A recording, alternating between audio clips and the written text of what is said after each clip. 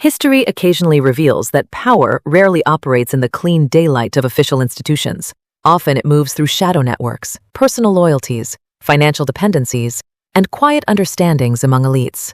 The recent disclosures surrounding the so-called Epstein files appear to open one such window, but dark and dangerous.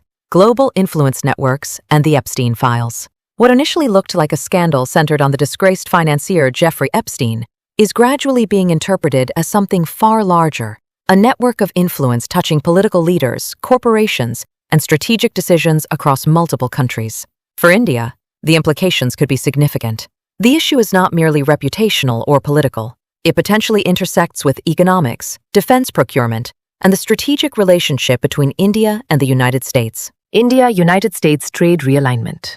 At the center of the present debate lies India's economic relationship with the United States. By 2025, the United States had become India's single largest export destination. Indian merchandise exports to the US stood at roughly $86 billion, about 7.74 lakh crore rupees.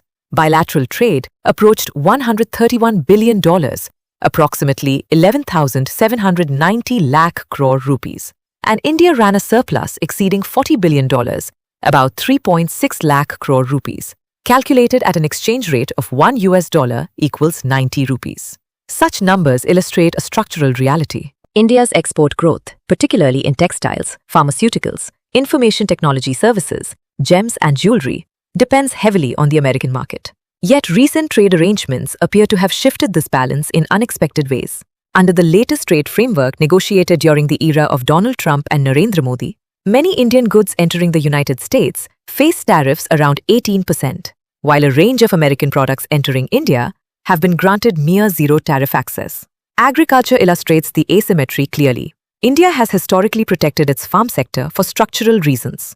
Nearly 140 million Indians depend directly on agriculture, and roughly half the population relies on it for livelihood. Yet US agricultural exports to India rose sharply, jumping about 33% in 2025 alone. Indian agricultural exports to the United States grew far more slowly. Meanwhile, sectors such as textiles, leather goods, and small manufacturing have reported declining export volumes. For small and medium producers in India, even modest tariff changes translate into severe contraction. In some categories, export orders reportedly fell by as much as 40 to 60%.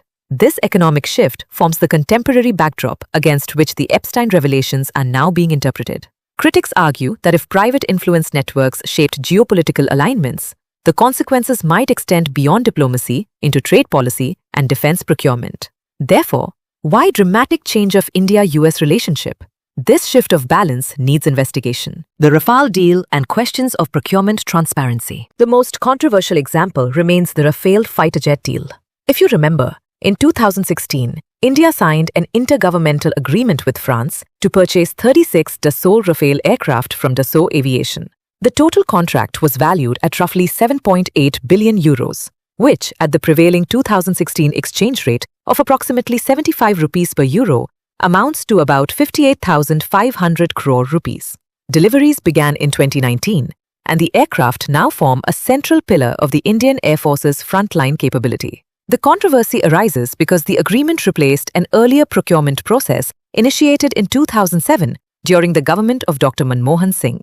That earlier tender envisioned 126 aircraft with significant domestic manufacturing involvement through Hindustan Aeronautics Limited. Under the revised arrangement in 2016, the number of aircraft fell to 36, while the estimated effective unit cost rose substantially. Even more contentious was the selection of Reliance Defence, a private company associated with Anil Ambani as an offset partner. The firm had been incorporated only shortly, just weeks before the agreement, and had little experience in aerospace manufacturing. At the time, the Indian government defended the decision as a strategic necessity. Officials argued that urgent operational requirements of the Indian Air Force justified a direct government-to-government purchase rather than a prolonged tender process. However, the Epstein files have revived questions about whether external political relationships influenced the structure of the deal. According to claims circulating in investigative discussions linked to the Epstein material, Ambani allegedly acted as an intermediary within a broader network connecting figures such as Trump, Israeli Prime Minister Benjamin Netanyahu, Trump advisor Steve Bannon, and presidential advisor Jared Kushner.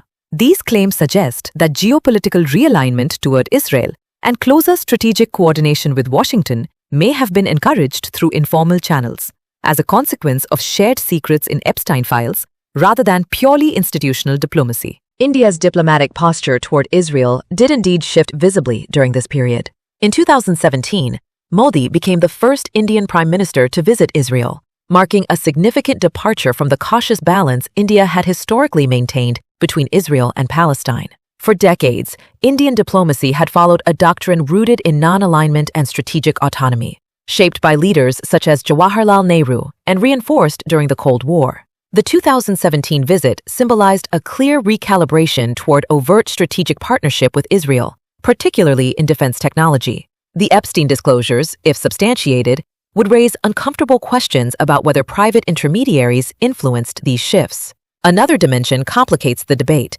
During the 2025 India-Pakistan confrontation, known as Operation Sindoor, the Rafale aircraft reportedly saw combat use for the first time. Various open-source assessments claimed that one or more aircraft may have been lost in combat. These claims about the number of loss remain contested, but loss have been officially confirmed. Still, the reports triggered a deeper strategic question. If procurement decisions were shaped by opaque political calculations rather than transparent institutional processes, the long-term consequences could affect military readiness, institutional integrity, and the future of strategic autonomy. The deeper issue, therefore, extends beyond any single contract or individual. It concerns the integrity of institutional decision-making within a modern state. India's diplomatic and defense establishments, including the Ministry of External Affairs and the Indian Armed Forces, have historically relied on layered procedures, professional expertise, and parliamentary oversight. When informal influence networks begin to bypass those structures, the result is institutional erosion. History provides a sobering parallel.